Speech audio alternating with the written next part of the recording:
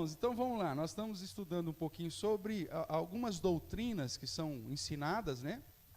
O objetivo aqui, obviamente, não é falar mal de religião nenhuma, mas é apresentar as doutrinas que eles asseguram, que eles promovem, e olhar na Bíblia se isso está de acordo ou não, né? É aquela ideia, inclusive tem lá um folhetinho lá na saída ou na entrada lá, por que existem tantas igrejas? Você nunca leu, eu te convido a pegar esse folhetinho lá depois e dar uma lida, que é um resumo. Por que existem tantas religiões? Né? As pessoas até falam, Deus não é um só? Não é assim que acontece? Deus não é um só? Então por que existe tanta religião? O evangélico não é um só? Por que existe tanta denominação? E às vezes dentro de uma denominação existem tantas divisões, né? Por que tem igreja presbiteriana do Brasil? Por que tem igreja presbiteriana independente? Por que tem igreja presbiteriana renovada? Igreja presbiteriana conservadora? Não é tudo igreja presbiteriana? Por que é isso? Por que a Assembleia de Deus tem Madureira, tem Belém, tem ministério não sei das quantas? Tarará. Por quê? Deus não é o mesmo? A Bíblia não é a mesma? Por que acontece tanto isso? Na verdade, a Bíblia é a mesma, o Deus único continua sendo o mesmo, só que a hermenêutica, o modo que as pessoas usam para interpretar, aí há uma diferença. E da onde que surgem as variantes, só que existe sempre um padrão bíblico, um dos princípios fundamentais da interpretação bíblica, é que a Bíblia deve interpretar a Bíblia.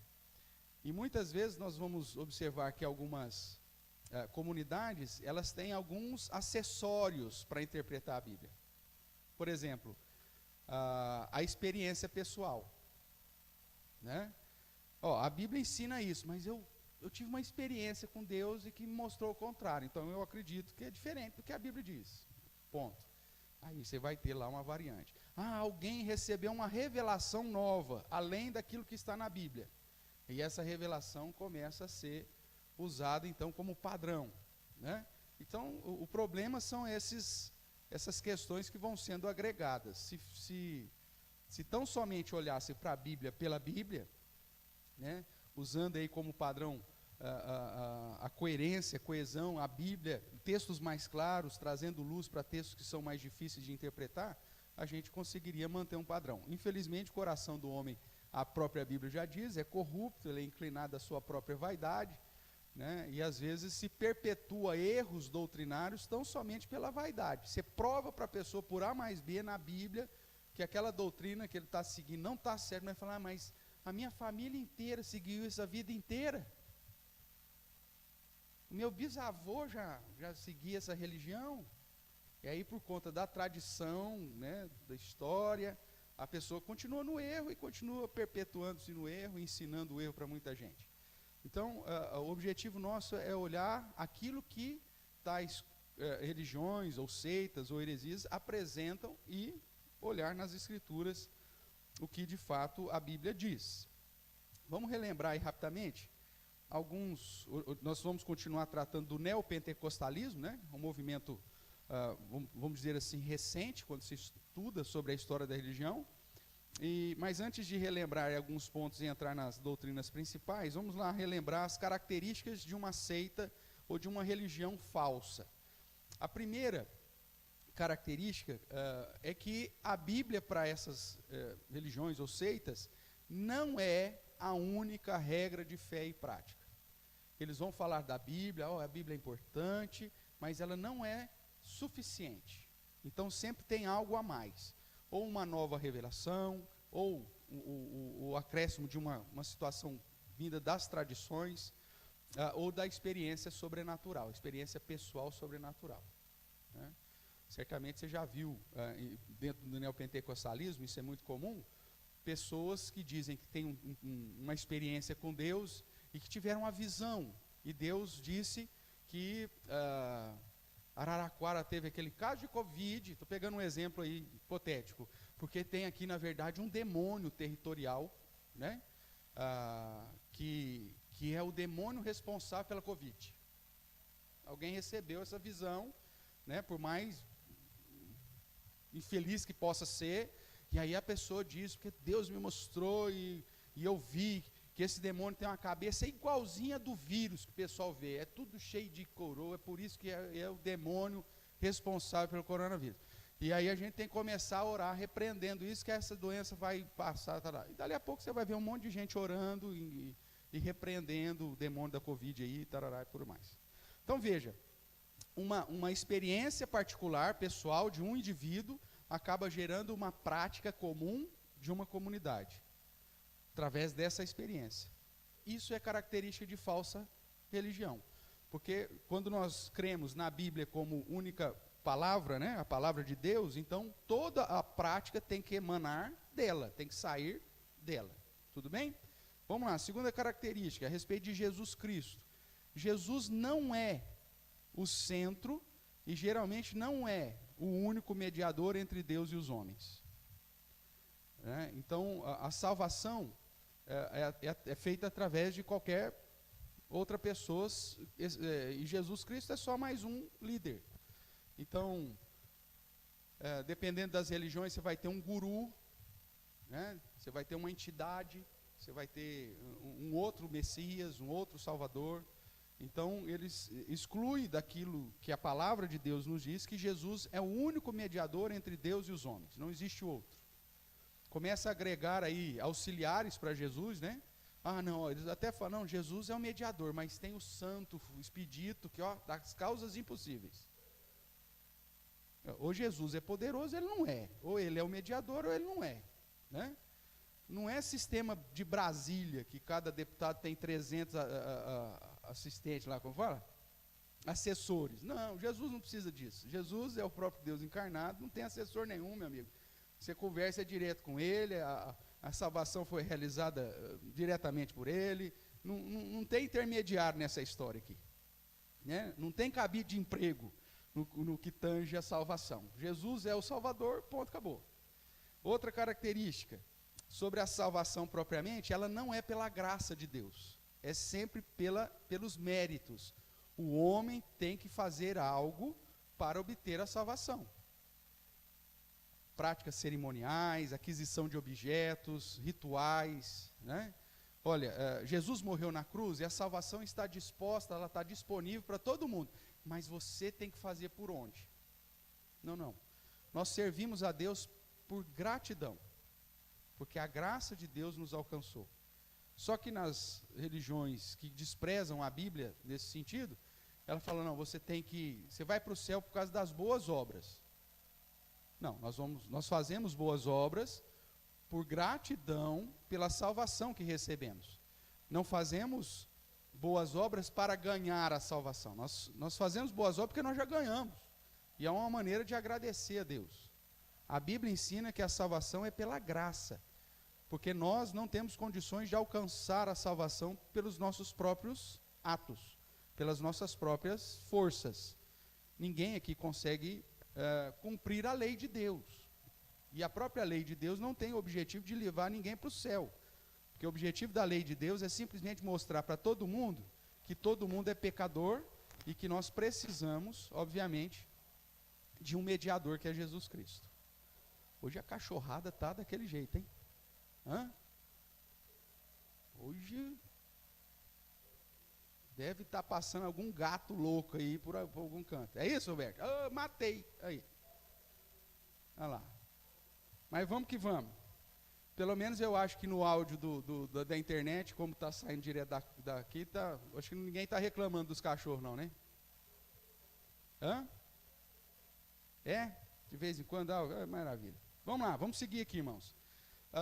Outra coisa que é característica de uma seita, a interpretação da liderança, né, ou do líder, e os novos escritos desse líder, tem mais autoridade do que a Bíblia. Então, a Bíblia diz isso, mas lá o pastor fulano de tal, ou o profeta fulano de tal, o apóstolo fulano de tal, recebeu aí um escrito novo. Então, toda religião que acrescenta algum livro, né, além da Bíblia como parâmetro para a prática dos seus fiéis, na verdade se caracteriza como seita, porque a própria Bíblia diz que ela já é suficiente. A própria Bíblia diz que aquilo que Deus quis que nós soubéssemos está revelado aqui. E você tem um referendar aqui de milênios, né? Como que eu sei que aquilo que a Bíblia que eu tenho hoje é realmente o que Deus tem para nós? Existem critérios que nós chamamos critérios canônicos, que determinam se um livro realmente tem características ou não, se veio, se está dentro da revelação de Deus. A própria comunidade judaica do Antigo Testamento, todo o sistema cerimonial que Deus estabeleceu no Antigo Testamento, era guardião disso. Além disso, você tem o próprio Senhor Jesus, durante o seu ministério terreno, citando os profetas de modo específico, textos às vezes de modo específico, a lei de Moisés de modo específico, parte dos salmos de modo específico, que corroboram que aquelas porções então são inspiradas, né? E além disso, você tem a coesão com todo o restante da Bíblia. Nenhum livro vai confrontar um ensino claro de outro. Então, esse estudo é de milênios, irmãos. Ninguém chegou aqui e falou, eu acho que esse livro é legal para colocar, né? Tanto que você tem mais, mas pelo menos que são mais estudados, cerca de 14 livros, que são chamados os apócrifos, que datam da mesma época, tal, alguns desses livros históricos e tudo mais, só que a própria comunidade dos judeus não aceitam aqueles livros como sendo inspirados por Deus. Eles entendem que são livros históricos, importantes para a época, para entender um pouco da cultura, mas não que tem ensinamento específico, porque algumas práticas desses livros confrontam outras práticas claras das Escrituras. Um exemplo claro disso é o livro dos Macabeus, né? A Igreja Católica, dos 14 livros chamados apócrifos, eles acrescentaram 7 livros no Antigo Testamento. Só que você pega a escritura hebraica, que é só o Antigo Testamento, esses 7 livros não estão lá. A própria comunidade dos judeus não aceitam. E por que os católicos colocaram 7 livros no Antigo Testamento? Isso lá em 1540, alguma coisa. Por que eles fizeram isso? Porque a reforma protestante diz, olha, nós vamos seguir só o que está na Bíblia.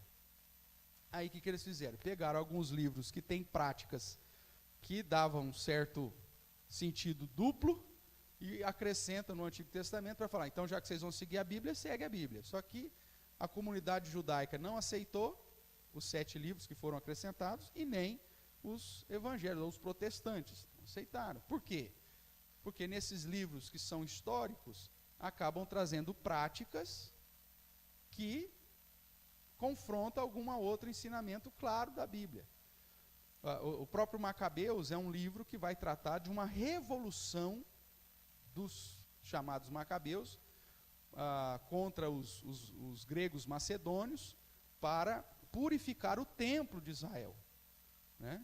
Veja, então eles lutam, faz aquilo lá, fala de um milagre relacionado ao óleo, ao azeite e tudo mais, a importância de se colocar o menorá para pôr fogo, ou no Hanukkah, pôr lá como que chama aquilo lá? O candelabro lá dos judeus, né? O menorá com 7 velinhas, ou então o Hanukkah, o Hanukkah com 9. Então que era importante guardar essa festa. Nós sabemos que no Novo Testamento nenhuma festa cerimonial mais precisa ser guardada. Então, nem o judeu reconheceu esse livro como canônico, e muito menos a comunidade protestante. Então, para se acrescentar algum livro na Bíblia, ou quando fechou o cânon, isso foi alvo de muito estudo, de muita pesquisa. E hoje nós chegamos aos 66 livros que nós temos nas Escrituras, com certeza que esses livros realmente têm um porquê de estar ali, e que todos caminham para indicar o padrão que Deus quer para a nossa vida. Então, quando você traz uma interpretação nova hoje, e a própria Bíblia diz que em Jesus Cristo termina o período revelacional, o que você está falando? Jesus esqueceu de alguma coisa, então alguém precisa receber uma revelação nova hoje para acrescentar aqui. Não existe isso. O que nós temos que fazer hoje é simplesmente seguir aquilo que está escrito aqui. Essa ideia de profetas nos dias de hoje, para receber nova revelação, não tem amparo bíblico. Pastor, mas por que tem tanta igreja não pentecostal que faz isso? Porque a base deles é as experiências espirituais. E como eu falei já em alguma aula antiga, né, o problema aqui é até sociológico, antropológico. A pessoa, às vezes, lá fora, diante dessa guerra de sucesso e fama que a gente vive, a pessoa talvez não tenha muito sucesso lá fora. E, de repente, dentro da igreja, ela vê a oportunidade de ter um reconhecimento social. Se, de repente, ela começa a se demonstrar como o espiritual, né, dentro da igreja, ou aquele que fala em nome de Deus, eis que Deus manda te dizer. Ou as pessoas falam, nossa, o fulano é fantástico, cara, nossa, que cara, ou nossa, que mulher, que coisa fantástica, né?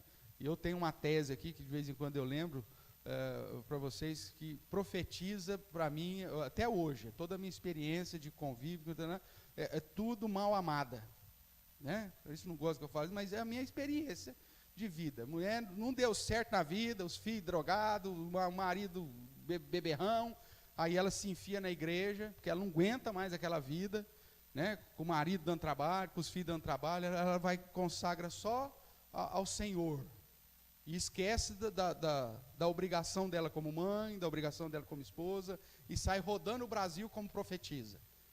Vai cuidar da família, minha querida. Se é casada, a Bíblia manda que aquela que é casada cuida das coisas do marido e dos filhos. Há uma tendência natural por uma questão psicológica, por uma questão antropológica. A pessoa, deu tudo errado na minha vida, então pelo menos na minha comunhão com Deus tem que dar certo. Aí eu tenho que ser a profetisa. Não, vai servir direitinho, não precisa se aparecer dentro da igreja. É muito mais uma necessidade pessoal, antropológica, do que realmente algo que tem amparo nas Escrituras.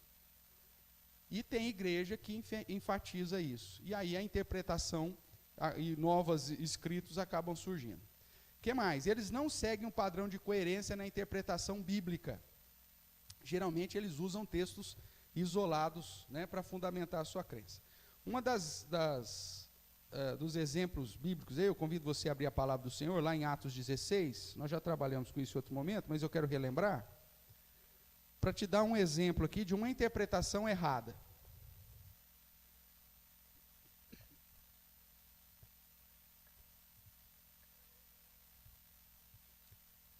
Abre lá, por favor, Atos dos Apóstolos, capítulo 16, o verso é de número 31.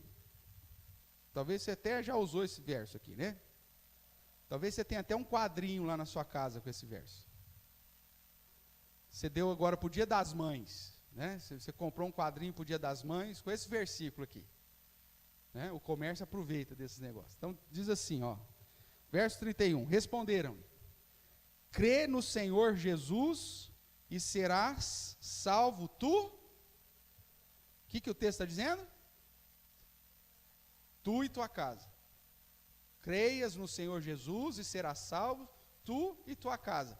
Olha que coisa gostosa para você falar para uma mãe que tem uns 5 filhos, tudo bandido, vagabundo, tudo drogado, a família toda destruída. Você chega para a mãe e fala assim, não, minha irmã, fica na paz. A promessa está aqui, ó, crê no Senhor Jesus e serás salvo, tu e tua casa. Ele morreu com 10 tiros na cabeça do traficante, mas você creu?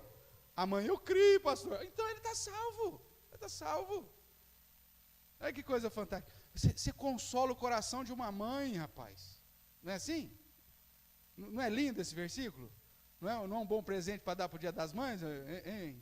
Hein, Bruno? Hã? Compra lá um quadrinho. Crê no Senhor Jesus, será salvo tu e tua casa. Pastor, e não é isso que está dizendo o texto, pastor? Crê no Senhor Jesus e será salvo tu e tua casa? É, mas e o contexto dele? Outra coisa, livro de Atos dos Apóstolos, qual que é o gênero literário do livro de Atos? Eu preciso entender isso? É lógico, para você chegar à interpretação correta, você tem que ter todo esse pano de fundo.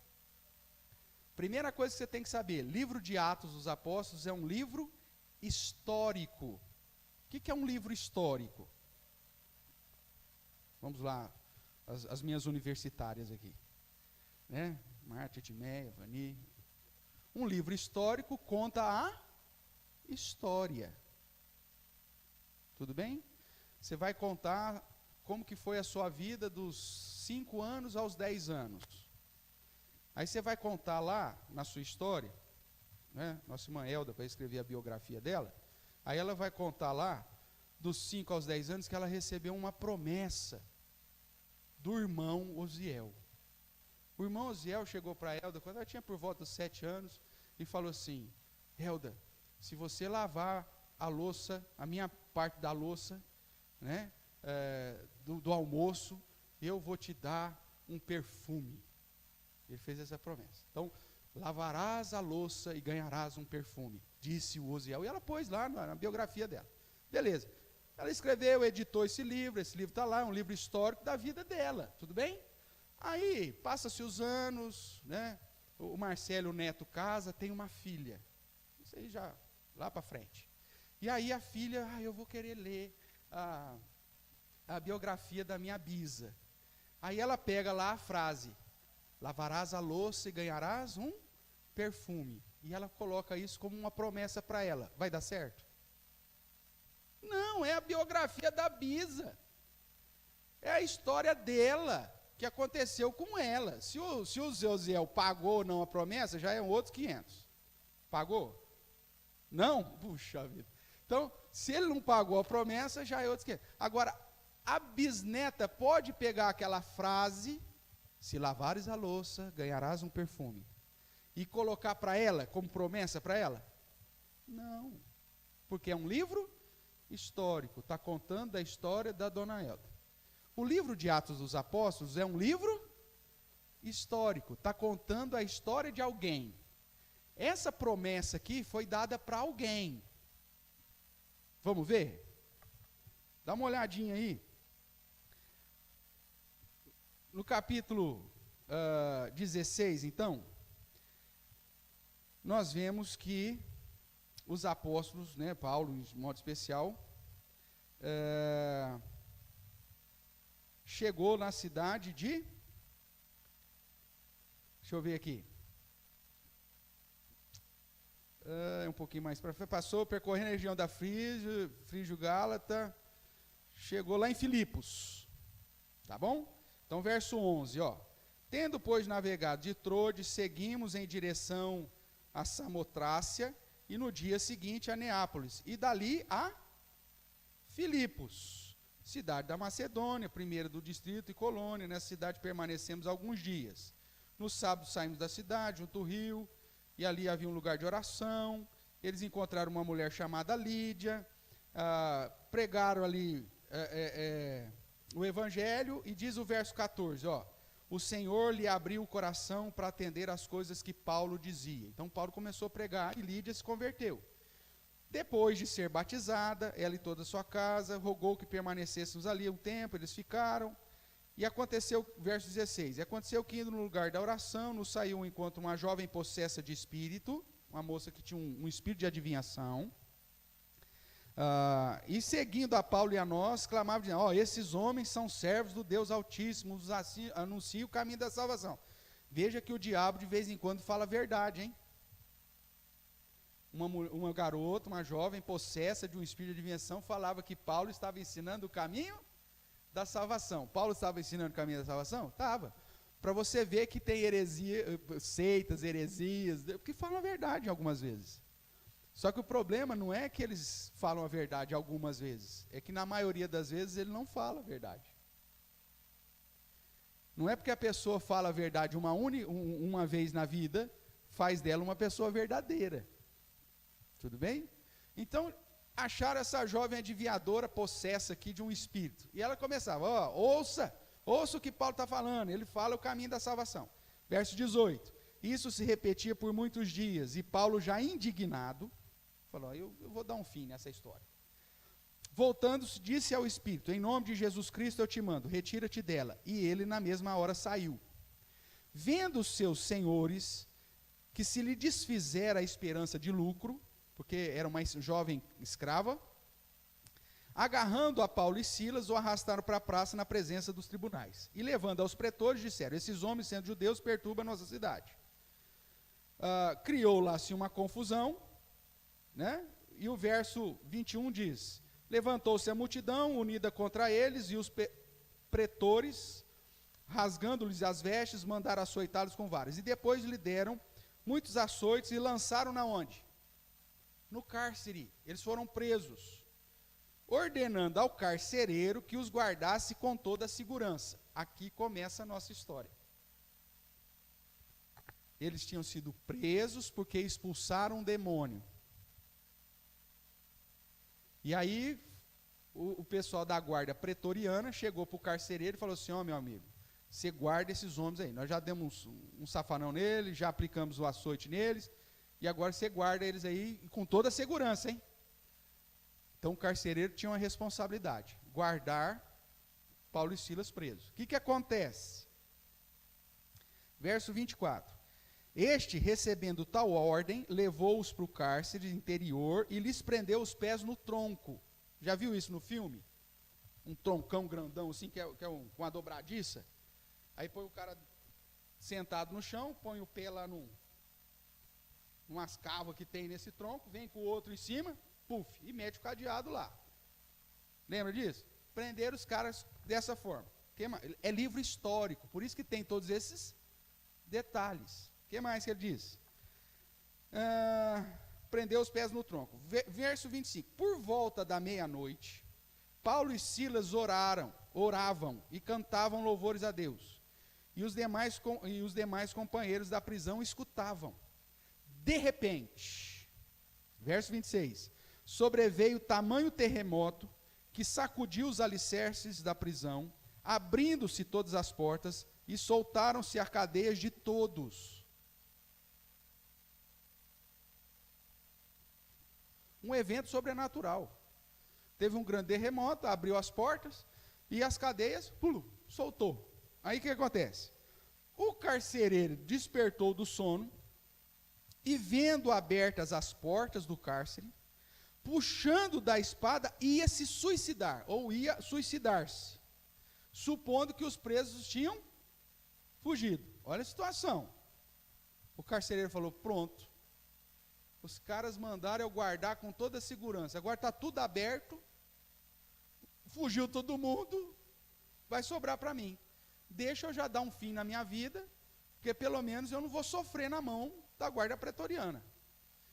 Quando Paulo viu que isso aconteceu, verso 28, mas Paulo bradou em alta voz: não te faças nenhum mal, que todos aqui estamos. Então o carcereiro, tendo pedido uma luz, entrou precipitadamente trêmulo e prostrou-se diante de Paulo e Silas, e depois, trazendo-os para fora, disse: senhores, que devo fazer para que seja salvo? E essa pergunta aqui do carcereiro, ela é dupla, né? Será que ele estava querendo ser salvo dos pretorianos? Ou será que ele tinha realmente crido em Deus? Por conta da manifestação que tinha acontecido.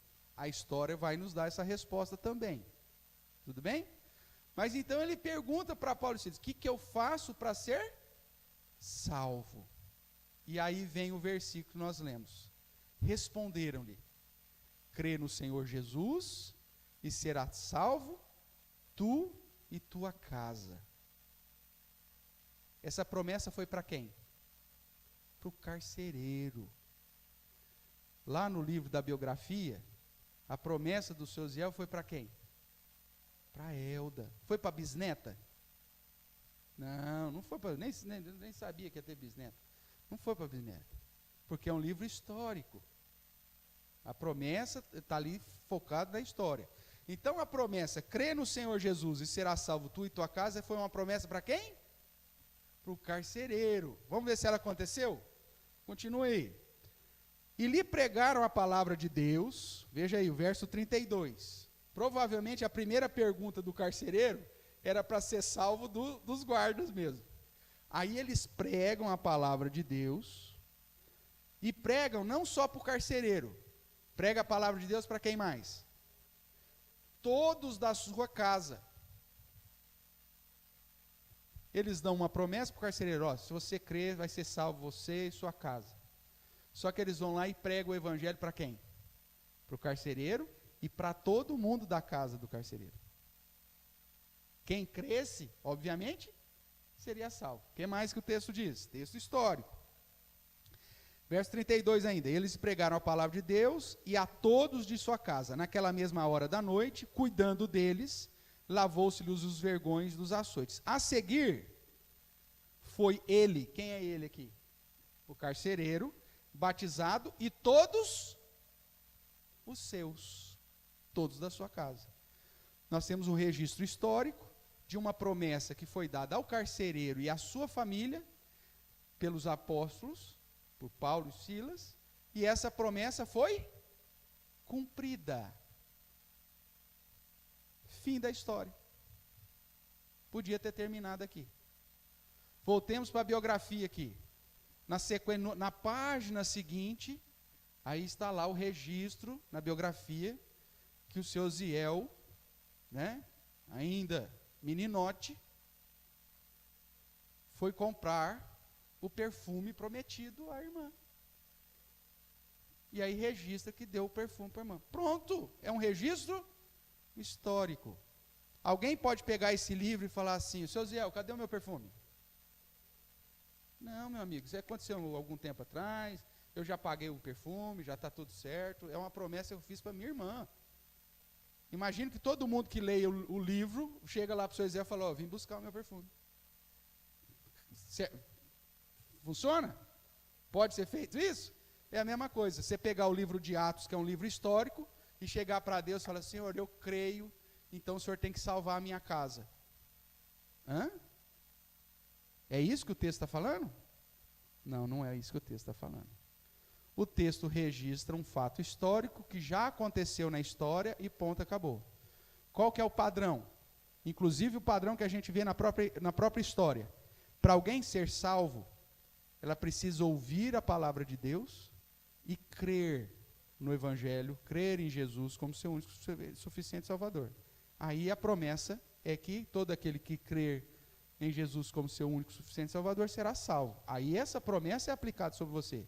Por quê? Porque está nos Evangelhos, porque está nas instruções dos apóstolos. Mas eu posso pegar aqui a promessa de Atos 16:31 e colocar como se fosse uma promessa para todo mundo? Eu posso usar esse texto aqui para consolar o coração da mãe, lá do início da minha conversa aqui, que o filho era um bandido, safado, não queria saber de Deus e que morreu, mas ela era crente. Aí você fala: não, minha irmã, fique em paz, porque se a senhora creu, a promessa é: crê no Senhor Jesus, será salvo tu e tua casa. Eu posso aplicar isso? Mesmo com boa intenção? Não, eu estou mentindo para ela, eu estou enganando essa pessoa, porque não é isso que o texto ensina. Dúvidas sobre Atos 16? Ficou claro como que se faz uma interpretação correta do negócio? Você tem que ver o contexto histórico, o gênero literário desse livro. Tem gente que pega promessas, mesmo que vai para um texto que é de promessa, lá do Antigo Testamento, que é uma profecia a respeito de Jesus Cristo, e o cara abre, pega e aplica para si. Porque despreza o contexto histórico e despreza que aquela profecia já foi cumprida. Pega texto de Isaías que fala do servo sofredor, e eis que você trará luz aos cegos, libertará dos grilhões, dos encarcerados, e fala: ai, Deus me chamou para o ministério através desse texto. Aí, você vai ser Jesus agora, meu amigo? Porque esse texto está falando para Jesus, que ele já cumpriu, inclusive.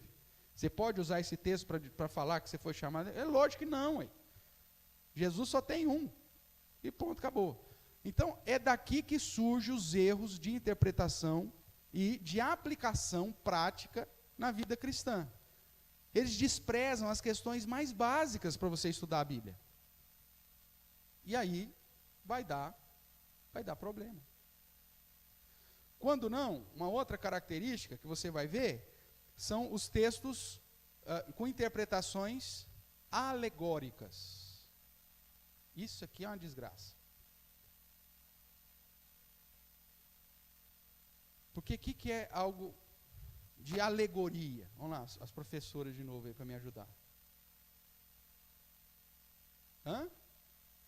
Fantasia, né? De um modo mais simples para a gente. É um negócio fantasioso. Não é o real. É uma alegoria. que é um sermão alegórico? Vamos pegar alguns exemplos? Vamos abrir aqui.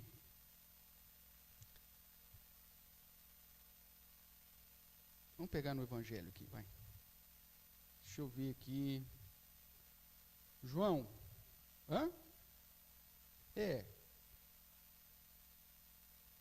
Vamos lá. João, o bom samaritano. Me ajuda aí, claro.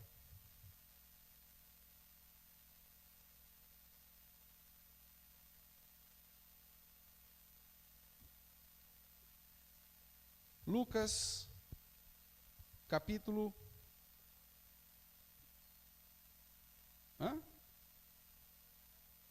Lucas 10. Eu estou no filho pródigo aqui. Lucas... Ótimo, obrigado. Então você tem aqui Lucas 10, 25.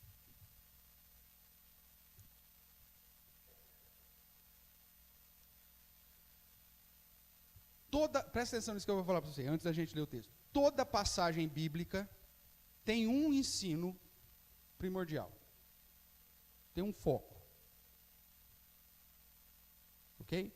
Pastor, e coisa secular? Posso ter, mas é o ensino primordial que é o nosso objetivo. Ok? Então, toda vez, principalmente parábolas, ela vai ter um ensino específico. Mas vamos ver aqui um exemplo de interpretação alegórica. Vamos lá. Lucas capítulo 10, 25. Eis que certo homem, intérprete da lei, veja, não era qualquer Zé Ruela, se levantou com o intuito de pôr a Jesus à prova. Sabe aquele aluninho que só faz aquela pergunta só para ver se o professor sabe? Já viveu isso alguma vez na vida? Só para te testar. Esse era o cara. Ele chegou ali para colocar Jesus à prova e disse-lhe: Mestre, que farei para herdar a vida eterna? Jesus, sabendo da arapuca, né? Então conduz a conversa aqui. Então Jesus lhe perguntou: você é intérprete da lei, meu amigo, o que está escrito na lei? Como interpretas? E a isso lhe respondeu: amarás o Senhor teu Deus de todo o teu coração, de toda a tua alma, de todas as tuas forças, de todo o teu entendimento, e amarás o teu próximo como a ti mesmo. Então Jesus lhe respondeu: respondeste corretamente, faze isso e viverás. O problema é que ninguém consegue fazer isso, né? Jesus já sabia que o negócio do cara era só colocar a prova. Jesus sempre fez isso, irmãos. Todo mundo que chega para Jesus fala: o que eu faço para ser salvo? Aí Jesus fala: você conhece a lei? Aí o cara: conheço, eu guardo ela todinha. Aí Jesus fala: então faz o seguinte, vende tudo que você tem, vem e segue-me. Aí o texto diz que o homem se entristeceu, porque era riquíssimo. O primeiro mandamento diz que você tem que amar a Deus acima de todas as coisas. E aí Jesus já provou para aquele cara que ele não amava a Deus acima da sua riqueza. Pronto, já não pode ir para o céu mais. E ele que falava que guardava tudo. Então o ensinamento de Jesus não é que se você guardar a lei você vai para o céu. Porque o objetivo da lei não é esse. Mas é mostrar que você é incapaz de alcançar o céu. Você precisa dele. Tudo bem? Aqui é a mesma coisa. Jesus, sabendo que o intérprete estava ali fazendo confusão, falou: mas o que você então acha? O que você interpreta? Aí ele interpreta. Dá a lei de amar a Deus acima de todas as coisas e o próximo como a ti mesmo, que é o resumo dos 10 mandamentos. Aí Jesus fala: muito bem, meu amigo, faça isso então que você vai para o céu, você vai viver. E ele, porém, querendo justificar-se, mas perguntou-lhe: quem é o meu próximo? A Bíblia diz: amar a Deus acima de todas as coisas e o meu próximo como a ti mesmo. Quem que é esse meu próximo? Aí Jesus falou: não, então peraí, então vamos lá. Jesus prosseguiu dizendo: certo homem descia de Jerusalém para Jericó e veio a cair nas mãos de salteadores, os quais depois de tudo lhe roubarem e lhe causarem muitos ferimentos, retiraram-se, deixando-o semi-morto. Casualmente descia um sacerdote para aquele mesmo caminho, e vendo passou de largo. Semelhantemente um levita descia por aquele lugar, e vendo, também passou de largo. E certo samaritano, que seguia o seu caminho, passou-lhe perto, e vendo, compadeceu-se dele. E chegando-se, pensou-lhes os ferimentos, aplicando-lhes óleo e vinho, e colocando sobre o seu próprio animal, levou para uma hospedaria e tratou dele. No dia seguinte, tirou 2 denários, os entregou ao hospedeiro, dizendo: cuida desse homem, e se alguma coisa gastares a mais, eu indenizarei quando voltar. Qual desses 3, ou seja, o sacerdote, o levita, o samaritano, te parece ter sido próximo do homem que caiu nas mãos dos salteadores? Respondeu-lhe o intérprete da lei: o que usou de misericórdia para com ele. Então lhe disse: vai e procede tu de igual modo. Ponto. O que Jesus ensinou para o homem, intérprete da lei, que perguntou: quem é o teu próximo? Jesus falou: é aquele que precisa da sua ajuda. Não importa se você é samaritano, não importa se você é levita, não importa se você é sacerdote, você está passando, alguém está precisando de ajuda, ele é o teu próximo, você vai fazer com ele aquilo que gostaria que fizesse contigo. Simples assim. Então Jesus responde: qual que é o objetivo dessa parábola? Ensinar para aquele intérprete da lei quem é o teu próximo. É toda pessoa que precisar do seu socorro, da sua ajuda. E você vai fazer o máximo por ele.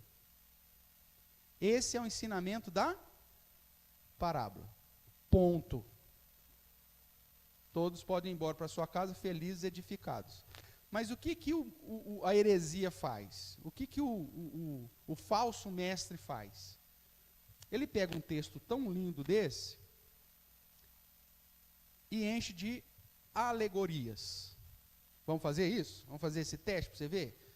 Como que é lindo, gostoso, fantástico, maravilhoso. Você vai falar assim: pastor, eu quero um cara que prega desse jeito. Veja o que ele diz. Ele diz assim: primeiro ele vai desprezar a ideia de quem é o meu próximo. Ele não vai dar nem ênfase que o motivo da parábola é essa pergunta. Ele já vai direto para a parábola. Ele fala assim: irmãos, você quer saber sobre a nossa salvação? Então nós vamos pregar hoje na parábola do bom samaritano. Porque a parábola do samaritano fala do processo da sua salvação. É isso que a parábola está falando? Não, ela está falando quem é o meu próximo. Só que o cara, como ele vai fazer um sermão alegórico, ele pega e fala assim: isso é igreja, principalmente neopentecostal, mas tem muito presbiteriano que faz isso também. Tem uns picareta aí que faz. Aí ele pega e fala assim: ó, é o plano da nossa salvação. O que aconteceu? Nós somos o homem que foi assaltado por Satanás. Levaram a nossa dignidade. Levaram o nosso dinheiro, a nossa riqueza, a nossa saúde. Satanás vem e acaba com a gente e nos deixa semi-morto no meio do caminho.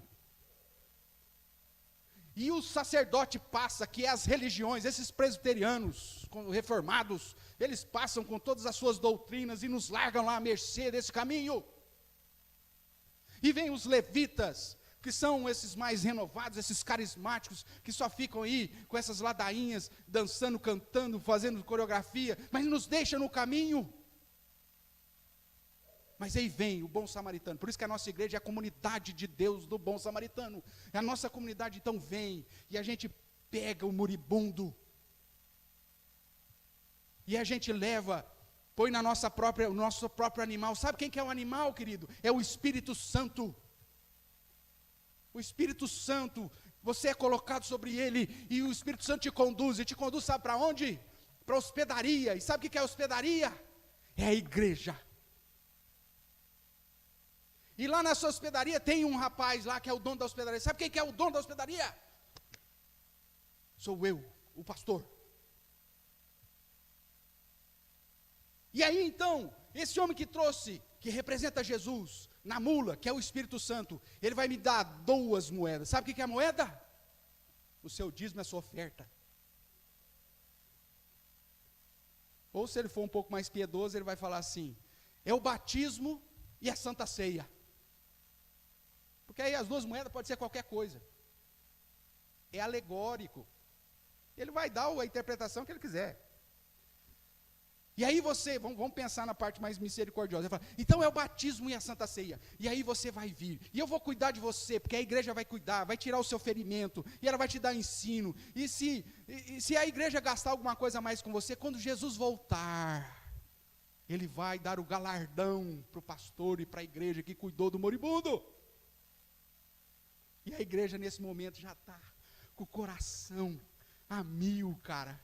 E o cara, e quem crê, diga glória. E meu amigo, o trem vira um fervo. E palmas para Jesus, que te pôs na mula, que é o Espírito Santo. E todo mundo, maravilha, legal. Então agora vai, irmãos. Vai atrás do moribundo e traga para a igreja, porque vai aumentar a nossa arrecadação. Quanto mais gente nós tiver, mais dinheiro nós ganhamos.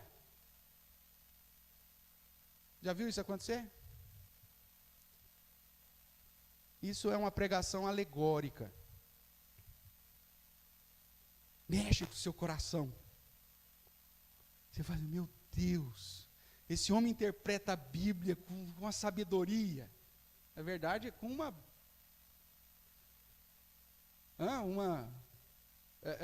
manipulação terrível. Não é criatividade, não, é safadeza mesmo. Para o mal, né? Criatividade para o mal, tá certo. A mesma história ele faz com Davi e Golias. Quem que é o seu Golias? Quem que é o gigante na sua vida? Quem que é o problema na sua vida? E aí ele vai, né? Davi foi e pegou a funda é a nossa Bíblia. E as 5 pedras, aí ele dá lá, é alegórico, meu amigo, ele faz qualquer coisa. Aí quer 5, aí fica até mais fácil, né? Quando é 2, ainda você fica meio restrito a sua criatividade. Mas 5, você vai. É participar do estudo bíblico, da escola dominical, da reunião de oração da SAF, do culto da noite e dos programas da madrugada. Pronto, o cara põe as 5 pedras que ele quiser, que pô, as 5 pedras do jeito que ele escolher as 5 pedras. Se ele vai dar ênfase no dinheiro, ele vai pôr lá, é a sua gratificação, é o seu 13º, é o salário, é a gorjeta, e mais alguma coisa, a herança. Pronto, as suas 5 pedras. Ele vai dar a interpretação que ele quiser. E ele vai te conduzir com uma oratória, obviamente, ofegante, poderosa, para mexer com a sua adrenalina, com o seu coração, te dar palpitação. E aí, quem quer vencer o Golias hoje? Vem aqui na frente, dá o seu demonstração de fé. Cadê? Porque você está lutando em nome do Senhor. E aí ele vai trabalhar. Tudo sermões alegóricos. Né? Os 2 mais recentes que eu ouvi dentro da igreja presbiteriana foi um a respeito da história do profeta e dos demais, dos alunos, né, dos auxiliares do profeta, que queriam ampliar lá a casa, porque a casa estava pequena dos profetas, e aí eles foram perto do rio cortar madeira para aumentar o puxadinho lá do seminário. E aí um dos alunos, né, da casa de profetas derrubou, o que ele derrubou? Você lembra do texto? Derrubou um machado no rio. Aí ele falou assim, meu Deus do céu, esse machado era emprestado. E aí o profeta vem e fala, não, onde caiu o machado? O machado caiu aqui. Aí o profeta vai, faz um milagre, o machado boia. E aí recupera o machado. Tá? O que o cara falou? A pregação do cara. Aonde caiu o teu machado? É o tema da pregação do cara. Aonde caiu o teu machado? E aí, aonde caiu o teu machado, meu amigo? Pode ser qualquer coisa. E o que é o teu machado? É a tua família? É o teu relacionamento conjugal que foi para o fundo do rio? É as suas finanças que foi para o rio? É a sua saúde que foi para o fundo do rio? É a criação do seu filho? Você perdeu o seu filho? Foi para o fundo do rio? O que é? O teu casamento? A tua empresa foi para o fundo do rio? E aí ele vai trabalhar nesse sentido, de modo alegórico, que agora Deus vai fazer flutuar. E vai te devolver o machado. Só que detalhe, o machado nem seu era emprestado. Ele se esqueceu desse detalhe. Ele restituiu o machado para você devolver para o dono, não é para você. Só que no sermão alegórico, o machado passa a ser seu. E aí a sua saúde, a sua família, o seu dinheiro, seja lá o que for. E aí ele faz toda aquela... Você perdeu a sua família pelos dedos. Você que estava ali trabalhando arduamente para manter o seu casamento no padrão de Deus, para fazer a vontade do Senhor e para manter uma família santa, e de repente o machado da sua família sai das suas mãos, e esse machado cai no rio, e você perde o seu machado, e agora você está em desespero, o seu machado está no fundo do rio. Só Deus pode fazer o seu machado flutuar. Só Deus pode fazer o seu machado vir de novo à margem. Só Deus pode restituir. Meu Deus, meu machado. Para com isso.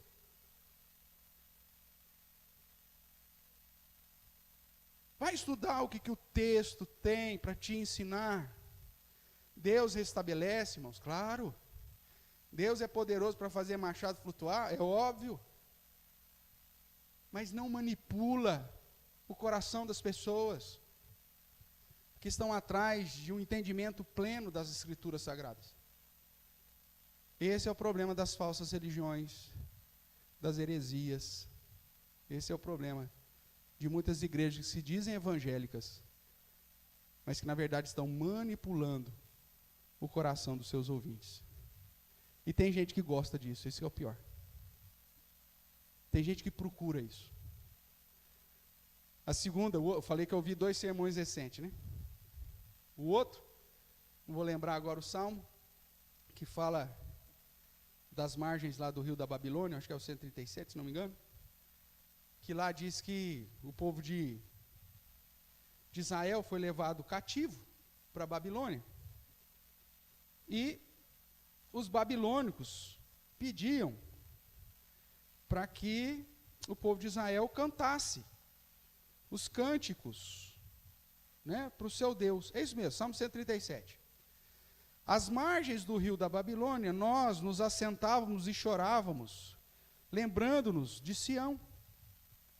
Nos salgueiros que lá havia, pendurávamos o quê?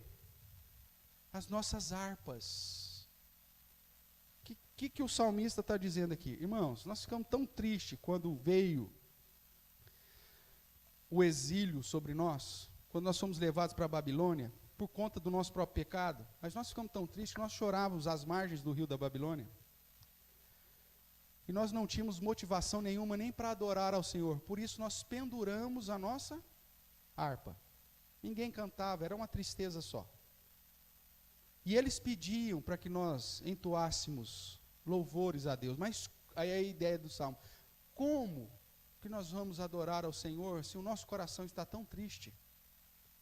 Como que nós vamos engrandecer o nome do Senhor numa terra que não é a terra que Deus nos deu de promessa? Mostrando toda aquela ideia de sofrimento por conta do exílio. Aí o cara vai me pregar, tema do sermão do cara: aonde você pendurou a sua harpa?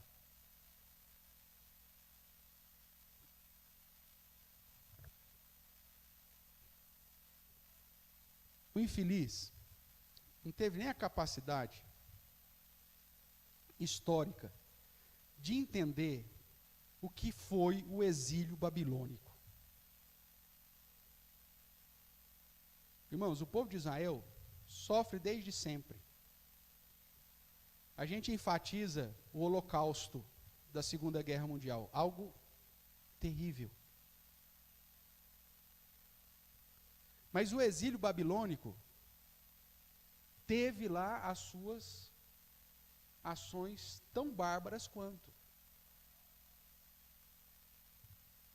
Para você ter uma ideia, o Império Babilônico jogou na cova dos leões o seu mais sábio conselheiro, lançou na fornalha ardente jovens que trabalhavam para o governo.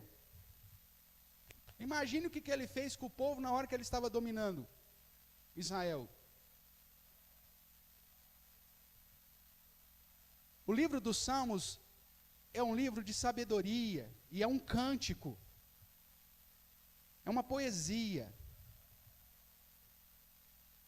Pendurar a harpa significava deixar de louvar, deixar de tocar, deixar de cantar, por conta de uma situação extremada de tristeza. A Bíblia diz que há tempo para todas as coisas. Há tempo de rir e há tempo de chorar. Há tempo de curar, há tempo de abraçar, tempo de deixar de abraçar. Eles estão vivendo um momento de tristeza imenso. Eles estão no exílio, meu amigo.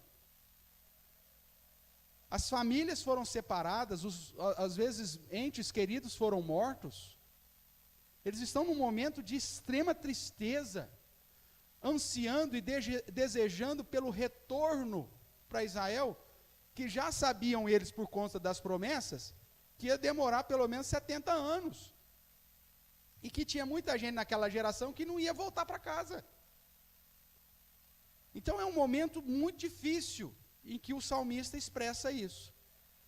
Aí o cara, quando vai fazer o sermão alegórico, ele está pouco se importando para esse contexto histórico. E aí ele diz, aonde você pendurou a sua harpa? E aí ele pega problemas do dia a dia, que são problemas corriqueiros, que não dá para você colocar no mesmo patamar da situação de luto e de tristeza de alguém que foi exilado. Que não dá para colocar no mesmo patamar de alguém que foi alvo do holocausto, que viu a sua família ser morta, que é uma situação extremada. E aí ele pergunta, onde você pendurou a sua harpa? Por que você está deixando de adorar ao Senhor? Porque você perdeu a sua fé? Porque sua vida conjugal não está tão feliz? Porque a sua empresa não está indo bem? Meu amigo, nós estamos numa crise mundial, cara. Aí o cara que prega de modo alegórico, ele faz você pensar que o problema é só contigo. É só você que está passando dificuldade nessa pandemia. O resto está todo mundo vivendo, nadando, braçada de dinheiro, só você que está tendo privações. Você é o centro do mundo e o uruca da vez, porque tudo só está acontecendo com você. Para com isso. Existe um contexto histórico, existe todo um porquê, existe uma aplicação que edifica a nossa alma. Só que ele pega uma frase, aonde você pendurou a sua harpa? E aí ele faz toda uma pregação em cima disso. É isso que o texto está falando?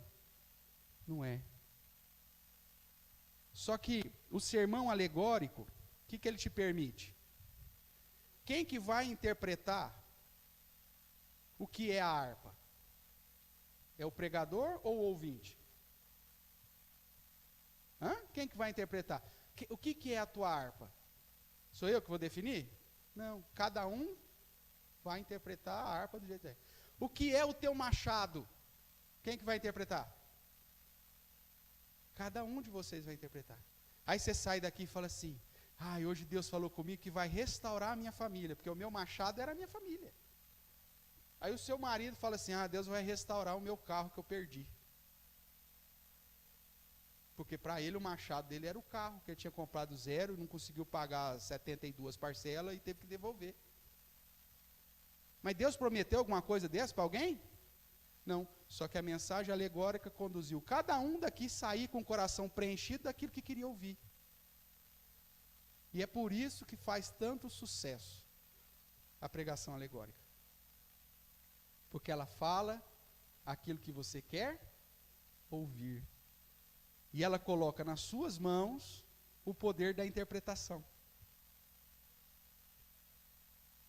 Você que vai decidir o que Deus falou com você. Porque você que vai definir se o seu machado é isso ou aquilo, se a sua harpa é isso ou aquilo. É você que vai definir se as duas moedas é o batismo e a Santa Ceia ou se é alguma coisa a mais.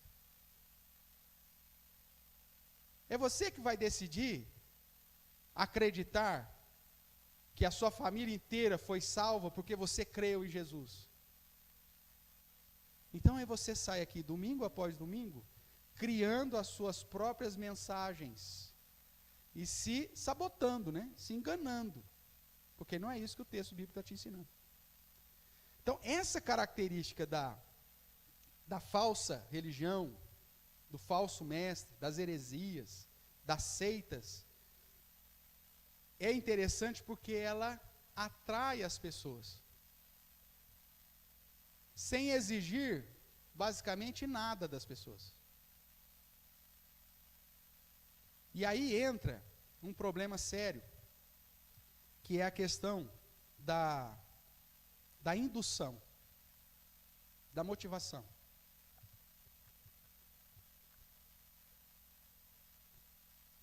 Nós temos uma capacidade de sermos influenciados, tanto para o bem quanto para o mal. Se você vai desenvolver lá qualquer projeto na sua casa, e a mulher olha para você e fala assim, isso vai dar certo não.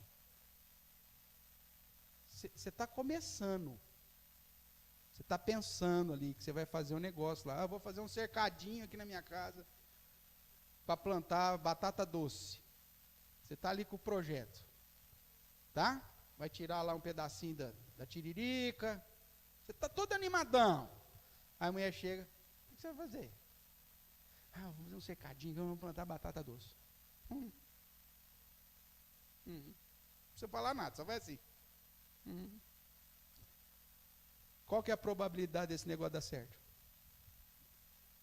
Você já joga serrote, já não vou fazer mais nada. Deixa a tiririca aí. E você nunca mais fala para eu tirar essa tiririca, hein? Vai dar até briga. É ou não é? Agora se ela chega lá, nossa, que legal, beleza, você já comprou semente? Como que vai ser? Tarará. O que vai acontecer? Meu amigo, você vai ampliar o negócio, você vai querer alugar o terreno do vizinho para plantar batata doce no terreno do vizinho inteiro, porque alguém te motivou. É assim que funciona. Não vou cair não, pode ficar tranquilo. Você também pensou nisso? Se cair aqui o chão é o limite. Não, é por causa da filmagem. Eu tenho que ficar atrás do púlpito ou na frente dele. Aí que acontece, irmãos? Nós somos motivados. Alguém vai fazer o bolo lá, chega alguém assim e já fala, bolo do quê?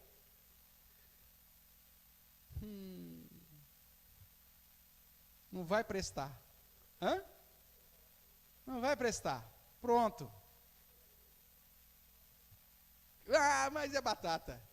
É batata. Pode ser a mulher mais teimosa. Ela vai falando, não, eu vou fazer, vai ver, ele vai ver que vai ficar bom. Ele vai ver que vai ficar bom. Chega no fim do negócio. Aí o marido já chega lá, eu sabia. Agora, se o cara motiva, você fala, não, faz sim, bem. Mesmo que ficou ruim, você fala, não, mas ficou melhor do que o outro. Aí te motiva a fazer até um terceiro. Então, isso acontece. E quando vai para a igreja, é a mesma coisa. As pessoas geralmente vêm à igreja, irmão, já com o coração inclinados a receber uma palavra de Deus, porque todos nós cremos em Deus. Todos nós temos uma disposição no sentido de acreditar que Deus realmente se importa conosco. E de fato isso é verdade. E quando você entra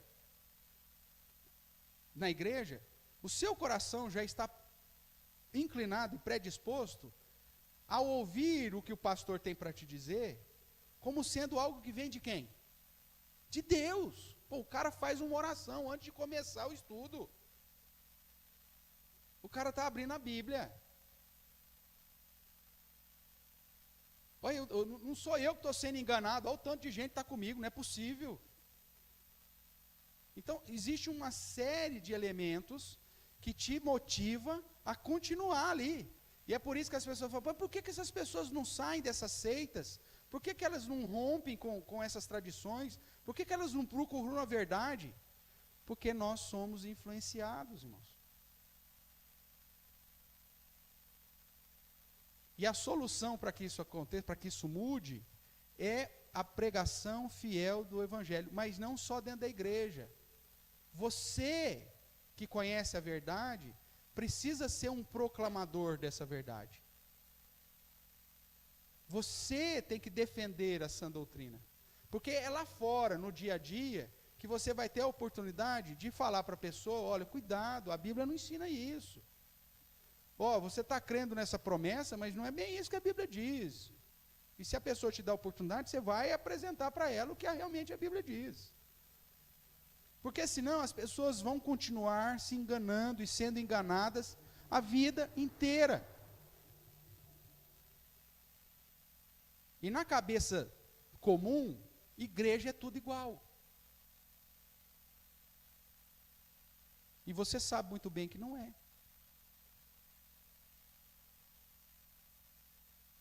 Toda igreja fala a mesma coisa. Não é assim. Agora, para você romper uma tradição é muito mais difícil. Você mudar hábitos é muito difícil. Depois que eu aprendi a comer, como que foi? É difícil parar de comer, gente.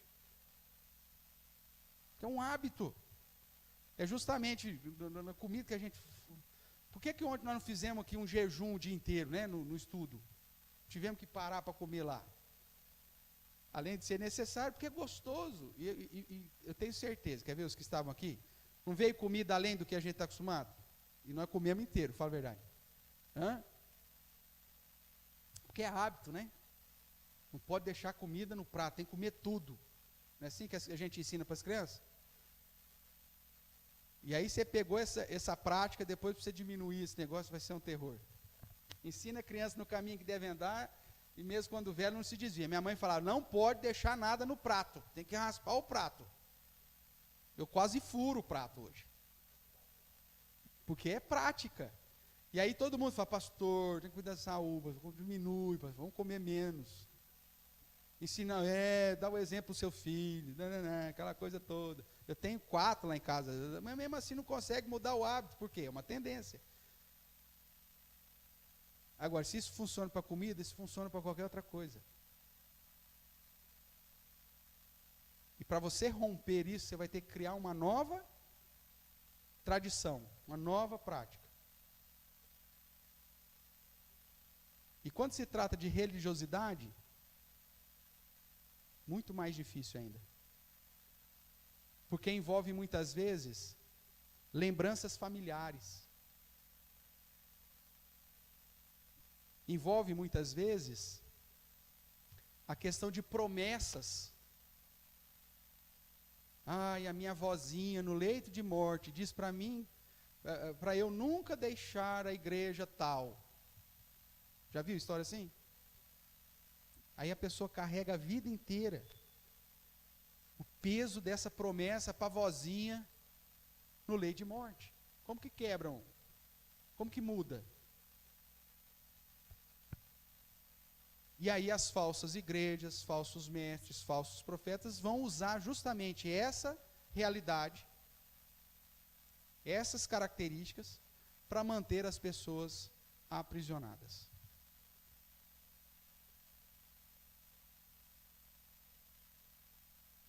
E qual que é a solução delas? Veja lá, volte lá para Atos 16.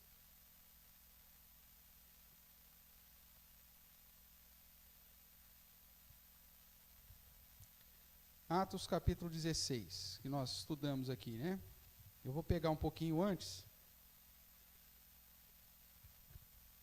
que é a pregação que Paulo estava fazendo para Lídia.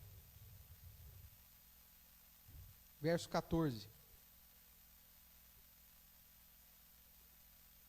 Atos capítulo 16, verso 14, diz assim: certa mulher, chamada Lídia, da cidade de Tiatira, vendedora de púrpura, temente a Deus, nos escutava.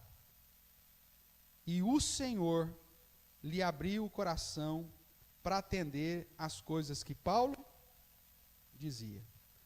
A solução que nós temos para livrar as pessoas do engano, para livrar as pessoas das falsas religiões, das heresias, dos falsos mestres, é através da pregação da verdade.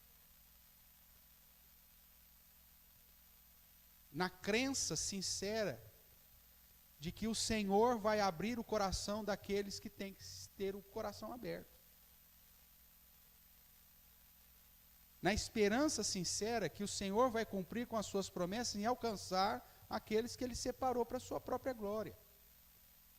A nós nos importa simplesmente pregar o verdadeiro Evangelho. Veja, provavelmente Paulo não estava pregando para aquela mulher. Paulo foi num lugar onde as pessoas se reuniam, e ali ele começou a pregar. E aí Lucas, que registra Atos, começa a dizer, e tinha uma mulher lá, vendedor de púrpura, parará, pipipi, que nos escutava. Não estava sendo nenhum diálogo. Paulo estava falando, gente, atenção, eis que eu venho trazer boas novas de salvação. Parará, parará. E a mulher nos escutava. Quando de repente o Senhor lhe abriu o coração para entender o que Paulo dizia. Não existe nenhuma outra estratégia para alcançar o perdido e para livrar as pessoas dos erros doutrinários, teológicos e religiosos, senão o anunciar do verdadeiro Evangelho. Pregar a palavra como a palavra é, sem manipulação, sem alegoria, sem erro, sem engano, pautado somente nela mesmo e não na minha tradição, não na minha experiência. Mostrar o que o texto diz, conduzir a pessoa a compreender o texto, mas considerando o contexto, considerando a história, considerando a cultura, considerando o tempo. Ou seja, pregando, falando a verdade e tão somente a verdade. E o Senhor, na sua grandeza, vai abrir o entendimento das pessoas que ouvem. Agora, por ela estar tão acostumada com a tradição dela, dificilmente ela vai procurar uma igreja que prega a verdade por si só. E é por isso que Jesus então diz para os seus discípulos, ide e fazei discípulos, ensinando-os a guardar todas as coisas que eu vos ensinei. E eis que estou convosco todos os dias até a consumação do século. É aquilo que acabou virando um jargão nosso, né, um slogan nosso, que é pregar o Evangelho todo, não é só parte do Evangelho, não é só aquilo que agrada, não é só aquilo que as pessoas gostam, mas pregar o Evangelho todo, que mostra que nós somos pecadores, mas que Jesus é a solução, mas é o Evangelho todo, que exige mudança de vida, arrependimento, que exige santidade, o Evangelho todo, a todas as pessoas, sem distinção. A igreja cristã não tem distinção, essa igreja aqui é só de rico, essa é só de pobre, essa é só disso, é só daquilo. Não, é o Evangelho todo, a todas as pessoas, em todo lugar, em todo tempo. Essa é a solução, irmãos. Porque não adianta nada a gente continuar essa sequência de estudos sobre seitas, heresias e falsas religiões, e você ter o conhecimento disso, e ficar no seu coração, nossa, que bom, né? Que bom que a gente tem uma igreja que prega a verdade. E aí? Nossa, eu não sabia disso, hein? Olha que jóia, nossa, estudamos já tal religião, tal não sei o quê. Tarará. Olha, ainda bem que nós estamos lá numa igreja que, se você não fazer a verdade ser anunciada, irmãos, as pessoas vão continuar no engano. Os nossos queridos vão continuar na prática do engano. O apóstolo Paulo diz que nós temos que fazer isso com sabedoria, mas aproveitando o tempo, mostrando para as pessoas o que realmente importa, que é a palavra do Senhor. Nós somos povo de Deus, diz Pedro, raça eleita, sacerdócio santo, povo de propriedade exclusiva de Deus, com uma finalidade, a fim de proclamar as virtudes daquele que nos chamou das trevas para a sua maravilhosa luz. Essa não é só minha responsabilidade, é a responsabilidade de todo aquele que ama ao Senhor e a sua palavra. Só assim nós vamos conseguir servir ao Senhor, sabendo que é Deus quem vai abrir o coração daquele que tem que entender aquilo que está sendo dito. Nas seitas e heresias, os caras têm que fazer toda essa manipulação, porque senão ele não consegue segurar a pessoa lá. Por que ele faz toda essa parafernália aqui, de retórica e tudo mais? Para poder segurar. Agora nós não precisamos disso, porque é simplesmente ensinar a verdade. E quando você ensina a verdade, parece que aquela escama dos olhos sai, você entende, puxa vida, sempre esteve aqui. É isso mesmo. Não existe paz melhor. Não existe segurança melhor no coração do que saber que você está andando de conformidade com aquilo que o próprio Deus revelou. É um prazer imenso saber que você está no caminho que Deus aplanou, fazendo aquilo que Deus revelou para fazer, e não dando a sua interpretação ou o seu jeitão para o negócio, sendo fiel. E o que a palavra de Deus, para a gente finalizar, conclui? Que Deus espera? Que eu seja encontrado fiel. É assim que Paulo vai dizer. Ao dispenseiro importa que ele seja encontrado fiel. Fiel a Deus, fiel à sua palavra, fiel ao ensinamento dessa palavra e fiel na prática que essa palavra exige de nós. Irmãos, infelizmente, a nossa luta não é simplesmente contra o lado oposto. Não é? Se fosse só isso, tudo bem, a gente identificava, né? O problema é que a nossa luta, às vezes, é dentro da igreja, para preservar a fidelidade doutrinária dentro da igreja. Essa que é a grande dificuldade, muitas vezes. Como diz o ditado, né? Nem tudo que reluz é ouro, não é verdade? Nem tudo que se diz que é crente, nem tudo que se diz que é verdade do evangelho é verdade. E é por isso que a palavra de Deus nos exorta tanto a afirmar os passos na sã doutrina, a lutar firmes pela fé evangélica, a defender a fé que foi entregue aos santos, e permanecer fiel, e cuidar da sã doutrina. Cuida de ti mesmo e da doutrina que receber. Isso é constante no Novo Testamento. Porque se nós dermos um pouquinho de brecha, por menor que seja, o engano entra que nem bicho de pé. Ele acha uma brechinha. E aí você pensa que está vivendo o cristianismo e na verdade é um pseudo-cristianismo.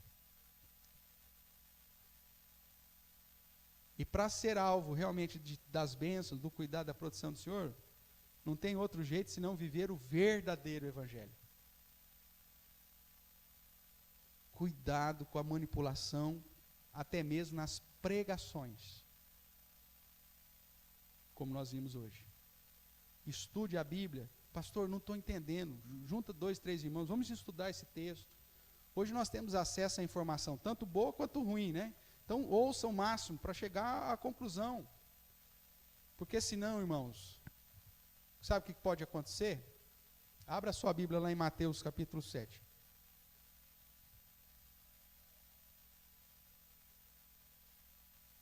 Para a gente encerrar.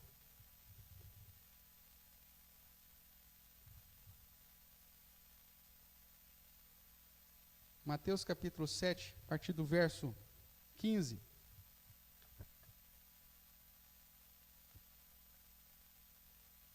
Vou ler até do 13, tá?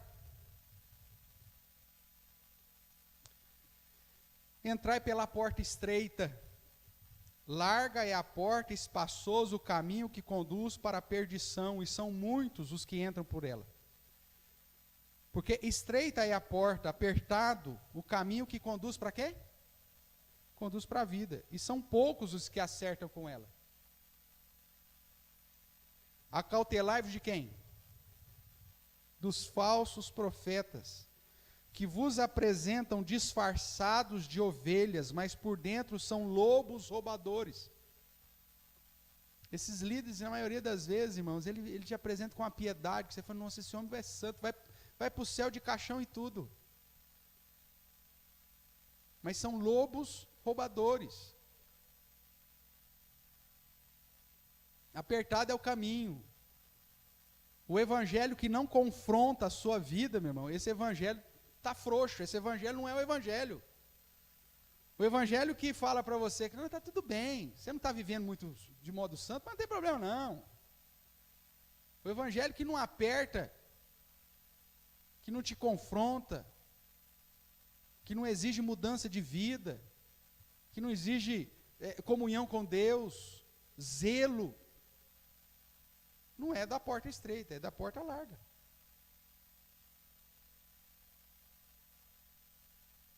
Os falsos profetas vão fazer com que você se acomode a essa porta larga. Verso 16: pelos seus frutos o conhecereis. Colhem-se porventura uvas dos espinheiros, ou figos dos abrolhos? Assim toda árvore boa produz bons frutos, porém a árvore má produz frutos maus. Não pode a árvore boa produzir frutos maus, nem a árvore má produzir frutos bons. Toda árvore que não produz bom fruto é cortada e lançada ao fogo. Assim, pelos vossos frutos, ou pelos seus frutos os conhecereis. Veja, nem todo o que me diz, Senhor, Senhor, entrará no reino dos céus, mas o que faz a vontade do meu Pai que estás nos céus. Esse verso aqui já me indica o que é os bons frutos. Muitas vezes a gente pega os versos anteriores que fala do bom fruto, do mau fruto, e fala assim, mas o fulano é bonzinho, ele ajuda as pessoas, não está falando disso. Os bons frutos aqui é fazer a vontade do meu Pai. Isso é o bom fruto. Você vai conhecer o falso profeta por esse fruto. Não é pelas boas obras. Muitas vezes a gente confunde bons frutos com boas obras. Boa obra, meu amigo, até Satanás faz com seus demônios. Como eu disse lá em Atos, uma jovem escrava, possessa de um demônio, de um espírito adivinhador, falava a verdade. Aí você fala assim, está vendo, ela tem bons frutos, ela falou a verdade. Não está falando isso. Bons frutos aqui é sinônimo de fazer a vontade de Deus. Você vai achar tanto charlatão aí que faz uma obra social fantástica. Aí você vai olhar assim, mas tem que olhar para os frutos, está vendo? Ele ajuda tanta gente. Vai lá, o João de Deus, vai lá se consultar. Nossa, fazia um trabalho lindo, ajudava tanta gente, tão carinhoso. Vai lá. Não é pelas boas obras, é pelo bom fruto. Bom fruto é sinônimo de fazer a vontade de Deus. Veja o que ele diz no 21.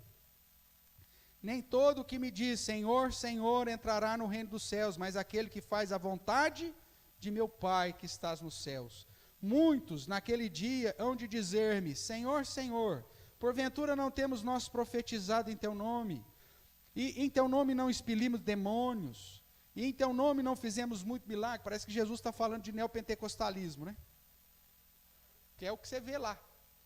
E aí ele diz, verso 23, então lhes direis explicitamente, nunca vos conheci, não tenho intimidade com vocês, nunca vos amei. Apartai-vos de mim os que praticais a iniquidade. O que é a iniquidade? Não fazer a vontade do meu Pai. O problema é que a gente fala assim, nossa, tem a igreja não sei das quantas. Não, mas os caras ajudam tanta gente. Nossa, tem um trabalho social, tem orfanato, tem... Não é isso. Bons frutos é fazer a vontade do meu Pai. Bons frutos é não viver na iniquidade. É lógico que aquele que faz a vontade do Pai não vive na iniquidade, ele vai ter boas obras. Vai. Só que as boas obras é um resultado de fazer a vontade do Pai. E não uma cortina de fumaça para tampar a iniquidade. Para tampar a falsidade, o engano. Porque tem gente que faz boas obras para encobrir a iniquidade que se está realizando de fato. E Jesus diz, olha, naquele dia eu vou dizer, eu nunca vos conheci. Não é porque a pessoa diz, eu sirvo o Senhor Jesus, que ela de fato é de Jesus. Tem que estar atrelada ao caminho estreito. Tem que estar atrelada à vontade do meu Pai. Ou seja, o que o ensino das Escrituras apresenta de fato e de verdade. Esse é o padrão, irmãos. Porque se você não estiver atento a isso, você vai ser enganado até pelo fruto que as pessoas e que as falsas religiões te apresentam. O crivo maior é a palavra de Deus. Está de acordo com a vontade da palavra do Senhor? Então tudo bem. Agora, está manipulando essa verdade? Mesmo que tenha boas obras, está manipulando isso aqui? Tá, então tchau. Porque naquele dia não vai entrar.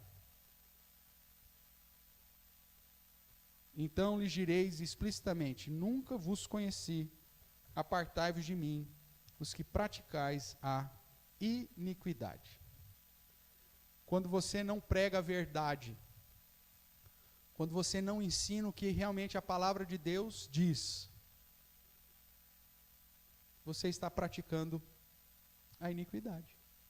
Porque você está sendo iníquo, você está conduzindo a pessoa para um caminho que não é o verdadeiro. E é por isso que a palavra de Deus, lá em Pedro, vai dizer que essas pessoas não ficarão impunes.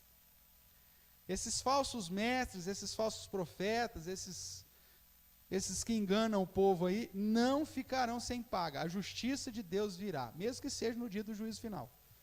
E é por isso que vai ter muita gente que no dia vai dar um susto, porque a gente vai chegar lá todo felizão, achando que é o dono da cocada. E Jesus fala, não, apartai-vos de mim.